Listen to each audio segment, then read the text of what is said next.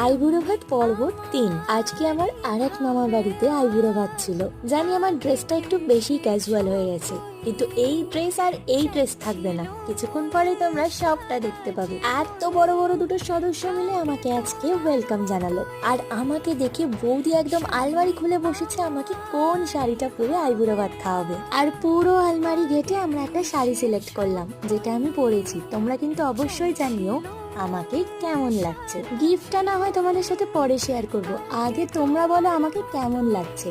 বৌদির A to Z সব জিনিস দিয়ে আজকে আমি সেজেছিলাম, আর এদিকে চলছে ডেকোরেশনের একদম বিশাল তোড়জোড়। এত এলাহি আয়োজন দেখে আমার তো কপালে হাত, কোনটা ছেড়ে কোনটা খাবো। সবাই মিলে আমাকে এত স্পেশাল ফিল করিয়েছে, লিটারালি আমার খুব খুব খুব ভালো লাগছিল।